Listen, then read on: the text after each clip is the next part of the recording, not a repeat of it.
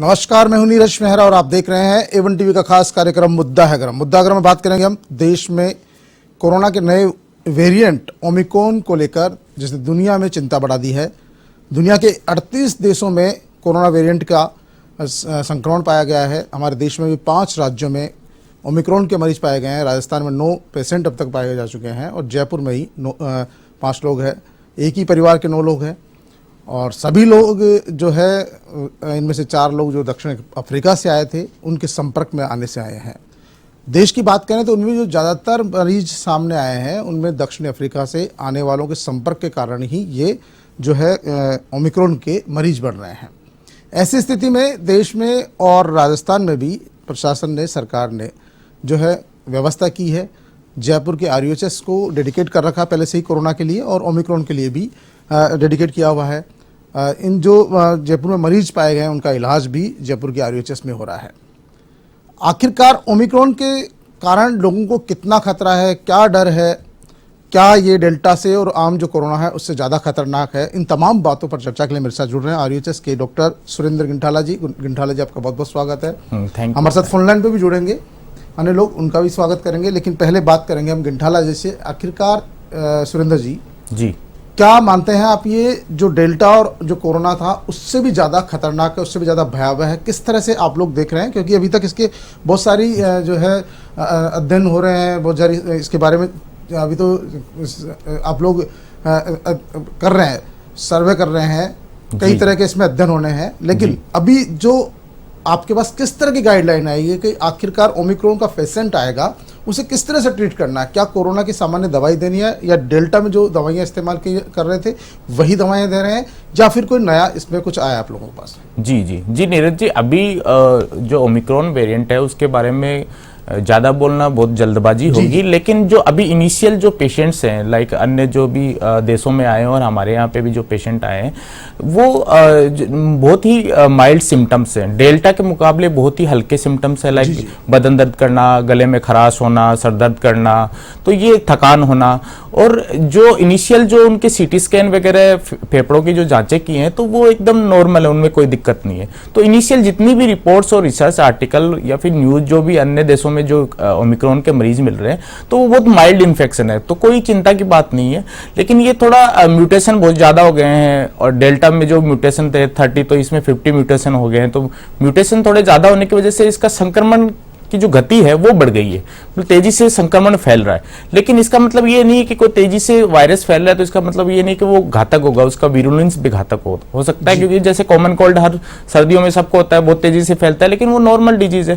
लेकिन अभी जो इनिशियल जो भी पेशेंट आ रहे हैं, उनसे यही पता लग रहा है कि ओमिक्रॉन कोई डरने की बात नहीं है। नॉर्मल जो सिम्टम्स आ रहे हैं, अभी कोई डेल्टा से बहुत ही कम माइल्ड डिजीज है।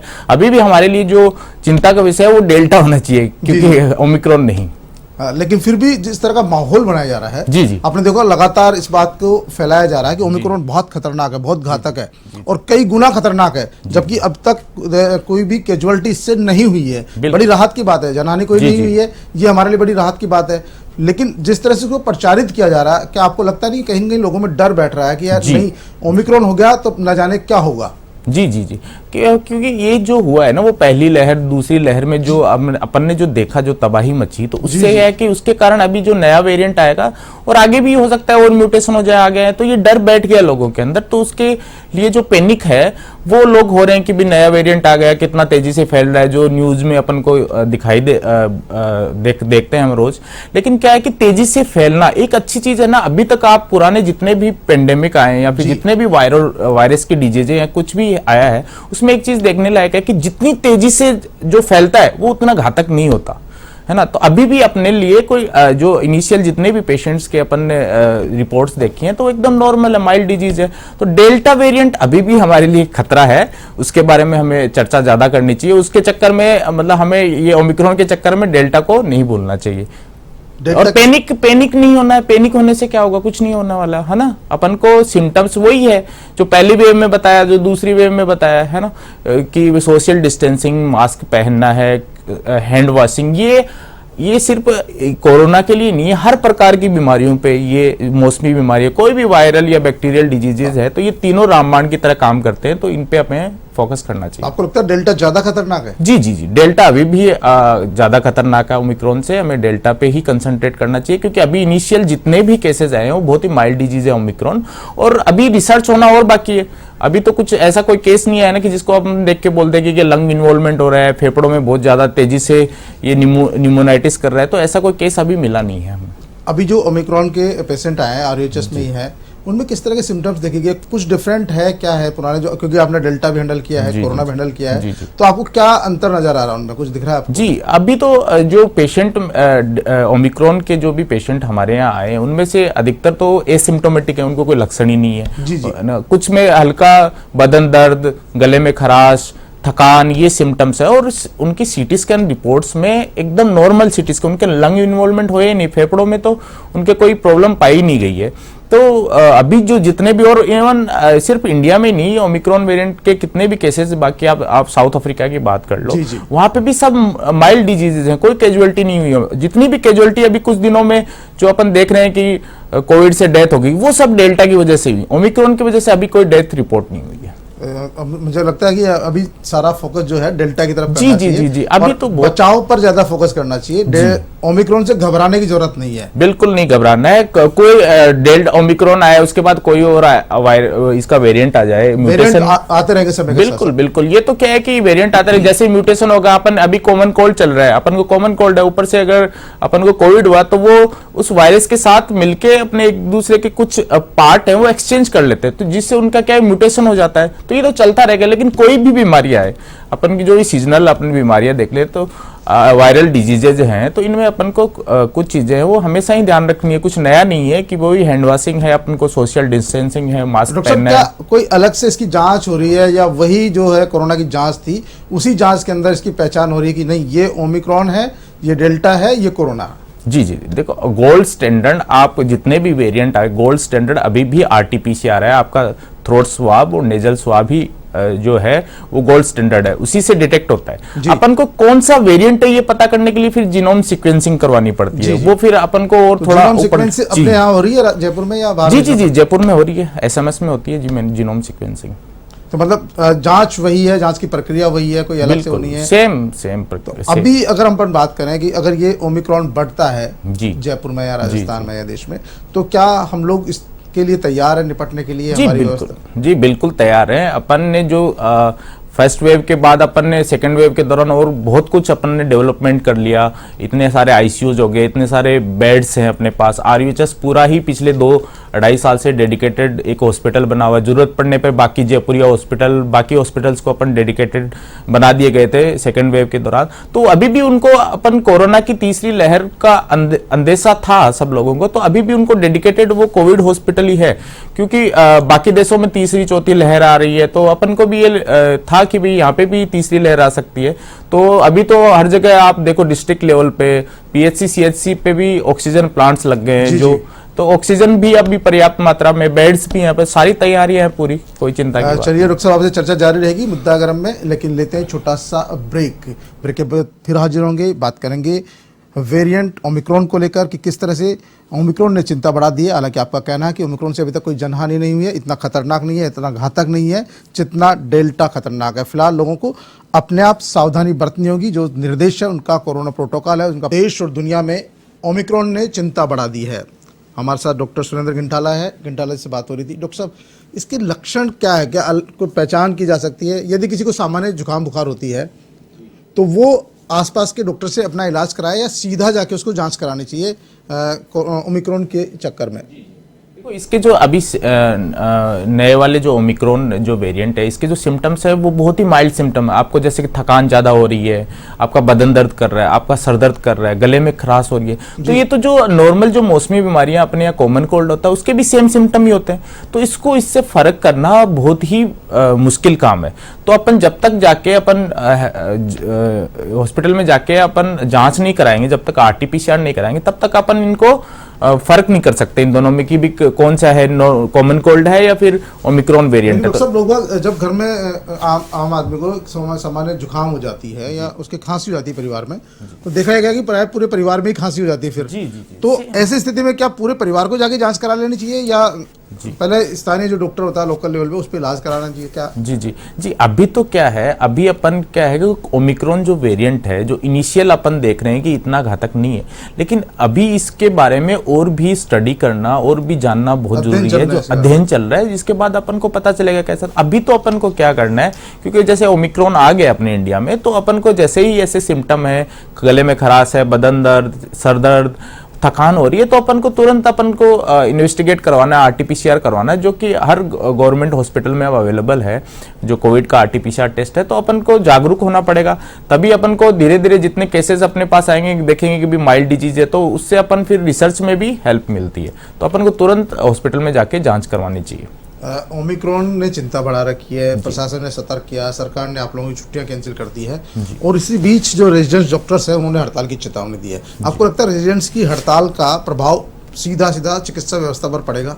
जी बिल्कुल पड़ेगा। अब डॉक्टर वो तो हर जगह लागू है ना, जहाँ पे भी जो कर्मचारी कम होंगे, काम करने वाले कम होंगे, तो कार्यभार बढ़ेगा, तो फिर प्रॉब्लम तो आती है। और लगता है क्योंकि वो तो बहुत सारी व्यवस्था आप लोगों की संभालते हैं। जी जी बिल्कुल। रेजिडेंट्स द बैकबोन है, हर हॉस्पिटल का बैकबोन है, मतलब जितने भी बड़े हॉस्पिटल मेडिकल कॉलेजेस हैं, तो रेजिडेंट्स के भी सबसे ज़्यादा काम भी वही करते हैं, और सबसे ज़्यादा जो व्यवस्था है वो रेजिडेंट्स ही संभालते हैं, और उनसे ही हॉस्पिटल का जो इतना जो भार आता है तो वो संभल जाता है। रेजिडेंट्स का बहुत बड़ा योगदान है। जी डॉक्टर साहब, ओमिक्रॉन की पहचान होने पर क्या जो है उसको घर में रखा जाए मरीज को, या हॉस्पिटल में ही उसको आइसोलेट किया जाता है? जी जी जी। नहीं, अभी तो अपन क्या है कि अगर ओमिक्रॉन का पेशेंट है तो उसको आइसोलेट करना जरूरी है, क्योंकि हमें अभी और ज्यादा जो भी है बिल्कुल बिल्कुल अभी जानकारियां और बहुत आनी बाकी है। तो अपन ऐसा नहीं है कि भाई कुछ नहीं हो रहा है, तो अपन एटलीस्ट जो भी अपने कोरोना प्रोटोकॉल्स है वो फॉलो करने चाहिए, आइसोलेट करना है पेशेंट को, और उसके अकॉर्डिंग जो भी ट्रीटमेंट है, गाइडलाइन है, वो फॉलो करनी चाहिए। आपको लगता है लोगों में दहशत बहुत ज्यादा बैठ रही है ओमिक्रॉन को लेकर, मतलब एक तरह से डर का माहौल बन गया है? इतना तो डर का माहौल शायद कोरोना और डेल्टा का भी नहीं था, हालांकि उससे जो कैजुअलिटीज बहुत ज्यादा हुई है हमारे देश में, कितना हाहाकार मच गया था, लेकिन अभी जो कुछ दिनों में ओमिक्रॉन को लेकर बड़ा माहौल बनाया जा रहा है। ऐसा तो नहीं है वैक्सीनेशन जो कर रही है कंपनियां वो उस तरह का दबाव बना रही है? जी इसके बारे में तो अपन कुछ नहीं बोल सकते, लेकिन ये है कि वैक्सीन हमेशा कारगर रही, कितने कोई भी वेरिएंट आ जाए। अभी ओमिक्रॉन आ गया, उसके बाद अगर कोई और भी वेरिएंट आता है तो वैक्सीन हमेशा आपको हेल्प करती है। आप इससे जो भी सीजनल डिजीजेज हैं, उनके जो भी वायरसेस हैं, जो सिमिलर प्रॉपर्टीज है, उनके अगेंस्ट भी आपको इम्यूनिटी प्रदान करती है। तो वैक्सीन इज वेरी इंपॉर्टेंट। अभी अपन जो देख रहे हैं इतने क्योंकि कोविड डेल्टा कहीं गया नहीं है, यही है, लेकिन लोगों में इतनी ज्यादा सीवियर डिजीज नहीं हो रही।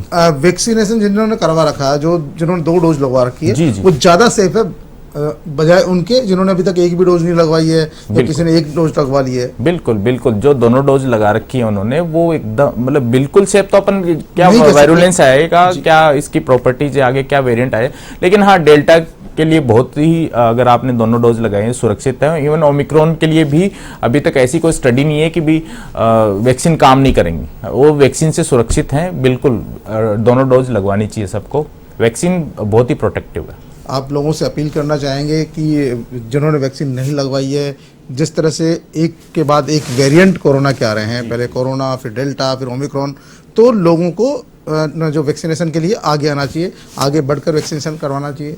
जी बिल्कुल। Vaccination is most important. कोई भी डिजीज है उसका वैक्सीनेशन करवाना इज वेरी इंपॉर्टेंट। और कोरोना जैसी, कोविड जैसी बीमारियां जो डेल्टा वेरिएंट ने कहर में बरपाया था पूरे देश में, तो उसके बाद वैक्सीनेशन तो बहुत कंपलसरी है। वैक्सीन एकदम इफेक्टिव है और आपको प्रोटेक्शन देती है, तो वैक्सीन की दोनों डोज लगवाना बहुत जरूरी है, और सबको लगवानी चाहिए। जिन्होंने दूसरी डोज बाकी है वो तुरंत जाके लगवाएं। ये ओमिक्रॉन की पहचान कैसे हो पा रही है? कोई स्पेशल लक्षण दिख जाते हैं क्या आदमी में? जी जी, नहीं नॉर्मल जैसे कॉमन कोल्ड, आज बदन दर्द कर रहा है, सर दर्द कर रहा है, गले में खराश हो रही है, तो ये एकदम नॉर्मल माइल्ड सिम्टम, ऐसा कोई सिम्टम अभी सामने नहीं आया है। तो ये तो मौसमी बीमारियां चल रही है, इस समय तो बहुत ज्यादा पेशेंट सिमिलर है। इनको फर्क करना बहुत मुश्किल है जब तक अपन जांच आरटीपीसीआर टेस्ट नहीं करेंगे। तो आप नहीं बता सकते कि भाई इसको कॉमन कोल्ड है या नॉर्मल जो भी मौसमी बीमारियां अपने वायरल डिजीज हैं या फिर इसको ओमिक्रॉन वेरिएंट है। तो अपन जब तक अपन टेस्ट नहीं करवाएंगे आरटीपीसीआर तब तक, और इसके बाद जीनोम सीक्वेंसिंग से अपन को पता चलेगा कि भी ये ओमिक्रॉन वेरिएंट है, वरना तो बहुत मुश्किल है। जीनोम सीक्वेंस कराना जरूरी है आपको लगता है? जी, वो तो ओमिक्रॉन वेरिएंट है, उसके लिए तो अपन को इनिशियली जो करवाना होता है कि भी अपन को देखना है कि ओमिक्रॉन वेरिएंट आया है कि या फिर डेल्टा वेरिएंट है। तो उसके लिए तो अपन को टेस्ट है वो करवाने ही पड़ेंगे ताकि अपन को पता चले कि भी कौन सा वेरिएंट से इन्फेक्शन हुआ है। डॉक्टर साहब, सामान्य जो खांसी जुकाम होती है या बुखार होता है, पेशेंट 1-2 दिन तक तो मेडी दवा से काम चलाता है। जी जी। फिर उसके बाद वो स्थानीय डॉक्टर्स होते हैं, उनकी सहायता लेता है। जब मामला बिगड़ता है तब वो जाके सरकारी अस्पताल में या जहां पर कोरोना की जांच हो रही है वो कराता है। आपको लगता है इसमें जो समय जाया नहीं करना चाहिए, जब 1-2 दिन में अगर ठीक नहीं हो तो उसको तुरंत अपनी जांच करवाई लेनी चाहिए, कोरोना की जांच तो करवाई लेनी चाहिए कम से कम? नहीं, अगर हम बोलेंगे कि भाई जिसको भी अपन जांच करवाना चाहिए, भाग के पहले सबसे पहले अपन को कोरोना की जांच, उससे पैनिक और फैलेगा, है ना? तो इनिशियली अगर हो सकता है नॉर्मल कॉमन कोल्ड हो तो अपन तो बिल्कुल ही इनके सिम्टम ऐसे हैं कि अपन नहीं, लेकिन किसी को अगर कंसर्न है, लाइक जिसको वैक्सीनेटेड नहीं है, इम्यूनिटी वीक है, जिनकी ओल्ड एज है ना, तो जिनको पहले से बहुत गंभीर बीमारी है, तो उनको तुरंत है वो आरटीपीसीआर टेस्ट करवाना चाहिए, जो भी अपना वेरिएंट नए आ रहे हैं ओमिक्रॉन और डेल्टा के लिए। लेकिन अभी पैनिक नहीं करना है ना, ऐसा जो माइल्ड सिम्टम है, अगर आपको सांस लेने में दिक्कत नहीं हो रही, चेस्ट पेन नहीं हो रहा, बहुत तेज बुखार नहीं आ रहा, तो ऐसी सिचुएशन में आपको पैनिक नहीं करना है। नॉर्मली आप जी, बीच में कहा जा रहा था बच्चों में बहुत ज्यादा डर है, फिर कहा गया बुजुर्गों में ज्यादा डर है। आपको लगता है किसको ज्यादा खतरा है? देखो, एक्सट्रीम ऑफ एज, एकदम जो बहुत ही कम एज जो बच्चे हैं और एक बहुत बूढ़े हैं, उनमें हर बीमारी का ज्यादा खतरा होता है। लेकिन कोविड के मामले में, इवन डेल्टा वेरिएंट में भी ये देखा गया था कि बच्चों को कोई खतरा नहीं है, बहुत ही कम, रेयरली, इवन जब पहले से कोई सीवियर गंभीर जन्मजात कुछ बीमारियां हैं या कुछ रेस्पिरेटरी डिजीजेज जिनके ऊपर इन्फेक्शन हो गया, टाइम पे ट्रीटमेंट नहीं मिला तो वो और गंभीर हो गया, तब थोड़ा खतरा था। लेकिन बच्चों को डेल्टा वेरिएंट से भी इतना ज्यादा कोई पैनिक करने, लेकिन हाँ, ओल्ड एज में जरूर ये बीमारी शुरू में जो पहली लहर आई थी तो ओल्ड एज वालों को बहुत ज्यादा प्रॉब्लम हुई, फिर उसके बाद इवन यंग जनरेशन में भी ये डिजीज बहुत ही घातक साबित हुई, तो ओल्ड एज के लिए तो प्रॉब्लम है। मतलब आपको लगता है अगर बच्चों का टीका भी आ जाए तो शायद जिस तरह से, क्योंकि जिन लोगों ने वयस्क वर्ग ने टीकाकरण करवा लिया, 18 से लेके ऊपर की जो भी आयु के लोग हैं वो टीकाकरण करवा रहे हैं, ज्यादातर करवा चुके, जो लोग बचे हैं वो भी करवा रहे हैं। बच्चों का भी अगर टीका आ जाएगा तो आपको लगता है वो भी ज्यादा सिक्योर रह पाएंगे? बिल्कुल बिल्कुल, सुरक्षित महसूस करेंगे। जी जी जी, बिल्कुल। टीका देखो, अपन को पता नहीं है ना कि अभी ओमिक्रॉन वेरिएंट आया, डेल्टा वेरिएंट, और कौन सा वेरिएंट आएगा, जो हो सकता है ऐसा म्यूटेशन हो जाए जो बच्चों के लिए खतरनाक हो, तो हम तो अभी नहीं पता कर सकते ना। तो वैक्सीनेशन बहुत जरूरी है, इवन जो बच्चों के लिए भी वैक्सीन जल्द से जल्द आ जाए उतना अच्छा है हमारे लिए। और जैसे ही वैक्सीन अगर बच्चों के लिए आ जाती है तो हमें तुरंत वैक्सीन की सारी डोजेज कंप्लीट करनी चाहिए। ओमिक्रॉन को लेकर कोई स्पेशल टास्क बनाया गया है क्या आप लोगों के मेडिकल डिपार्टमेंट जी में? जी, नहीं, तो सेम अपन को कोविड का जो बना हुआ है, अपन का पहले जो शुरू में कोविड बीच में लेकिन हल्का पड़ गया था तो थोड़ा रिलैक्स में मिला होगा, डॉक्टर्स को राहत मिल गई थी कि नहीं अब पेशेंट नहीं आ रहे हैं। आम लोगों ने भी, क्योंकि देखिए जिस तरह से हमारे बाजारों में भीड़ है, सब जगह भीड़ दिख रही है, तो लोग क्या बिल्कुल रिलैक्स हो गए थे। बिल्कुल, तो हो सकता है डॉक्टर्स भी काफी कुछ लग रहा है उनको भी राहत महसूस कर रहे थे, लेकिन अब फिर ओमिक्रॉन ने उनकी बढ़ा दिए। बिल्कुल बिल्कुल, जरूर सबने राहत महसूस की थी, और अभी ओमिक्रॉन आया तो फिर चिंता बढ़ गई है, पैनिक भी बढ़ गया। लेकिन अपन ने क्या है कि अपने यहाँ पहले से डेडिकेटेड RUHS हॉस्पिटल था जो सिर्फ कोविड के लिए ही, ये आगे फ्यूचर में आने वाली लहरों के लिए उसको डेडिकेटेड बना रखा है। तो पहले से व्यवस्थाएं हैं सारी, है ना। तो पहले से ये अंदेशा था कि भाई तीसरी लहर भी आ सकती है, चौथी लहर भी आ सकती है, तो अपन को अभी, और अब जब ओमिक्रॉन आ गया तो अपन को सजग रहने की जरूरत है। और जो भी अपने नॉर्मल जो कोविड गाइडलाइंस हैं, मास्क पहनना, सोशल डिस्टेंसिंग, इनको फॉलो करना। लोग कह रहे हैं कि दक्षिण अफ्रीका से ही आ रहा सारा जी, ओमिक्रॉन जी। क्या कुछ लगता है आप लोगों को, क्योंकि आप लोगों की अपने सीनियर से भी चर्चा होती होगी, जी। रिसर्च भी चल रहे हैं इसमें, क्या लगता है दक्षिण अफ्रीका से ज्यादा पेशेंट क्यों आ रहे हैं? क्योंकि अब तक जो भी पेशेंट आया है भारत में वो उनका कहीं ना कहीं संपर्क दक्षिण अफ्रीका से ज्यादा माना जा रहा है। जी जी बिल्कुल। जो ओमिक्रॉन वेरिएंट है वो दक्षिणी अफ्रीका में ही फैला है शुरुआत में, वहीं पे इसका म्यूटेशन हुआ है, वहीं पे ये यूं मान लो कि वहाँ का पैदा हुआ है, तो अभी लोग उसको इधर उधर बाकी देशों में लेके जा रहे हैं। जी, जी। तो अपने नए नए घर तराश रहा है। तो बिल्कुल अभी अफ्रीका, साउथ अफ्रीका या अभी तो क्या है कि बाकी बहुत सारी कंट्रीज में ये ओमिक्रॉन वेरिएंट मिल गया। तो जो भी बाहर से पैसेंजर आ रहे हैं, जो भी यात्री फॉरेन ट्रेवलर्स, तो उनको इसके स्क्रीनिंग करना बहुत जरूरी हो गया है। जी। आपको लगता है इसमें और ज्यादा सतर्कता बरतने की जरूरत है ताकि फैले नहीं? क्योंकि एक बार अगर फैल गया, अगर इसका संक्रमण बढ़ गया तो फिर अनकंट्रोल हो सकती है व्यवस्था। क्योंकि देखिए आप हम सब ने इसको झेला है, जी, ऐसा जी। कोई नहीं है, चाहे किसी भी वर्ग से संबंधित हो, चाहे मीडिया से हो, चाहे आप हेल्थ डिपार्टमेंट से हो, चाहे सामान्य वर्ग से हो, सब लोगों ने इसका झेला, दंश झेला है। तो लगता है अभी से ज्यादा सतर्क होने की जरूरत है, क्योंकि ये संक्रमण जिस तरह से जयपुर में पति पत्नी 2 बच्चे आते हैं और उनके साथ में 5 लोग जो मिलते हैं वो संक्रमित हो जाते हैं। इसका मतलब वो जिन लोगों से मिले, पता नहीं, अभी तक तो जांच ही चल रही है, उनका पहचान की जा रही है कि वो कितने लोगों से मिले, यानी कि वो संक्रमण लगातार बढ़ता गया। तो आपको लगता है कि साउथ अफ्रीका और जो दूसरे देशों से फ्लाइट्स आ रही है वहां पर जांच पुख्ता होनी चाहिए? बिल्कुल बिल्कुल। लेकिन क्या है कि कई बार क्या है कि जब कैरियर स्टेज में होता है जी। तो पेशेंट जांच में भी पकड़ में नहीं आता, बाद में जब सिम्टम्स आते हैं तब पकड़ में आता है। तो ये बहुत सारे लूप होल्स हैं, कुछ प्रॉब्लम्स भी हैं। क्योंकि इनिशियली कोई भी बीमारी अपन लाइक आप डेंगू ले लो, अगर इनिशियली पहले दिन बुखार आ गया, आप जांच कराओगे तो कुछ नहीं आएगा, कुछ दिनों के बाद आएगा।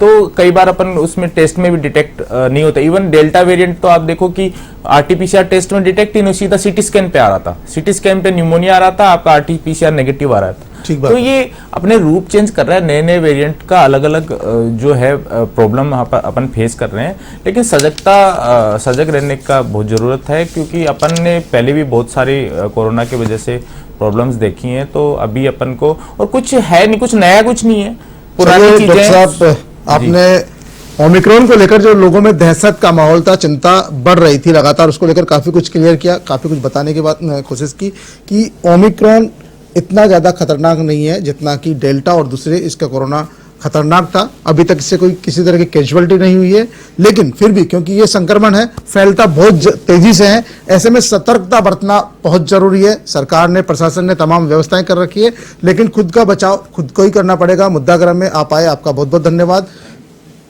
मुद्दागृह में आज के लिए इतना ही। ताजा तरीन खबरों के लिए देखते रहिए A1 TV।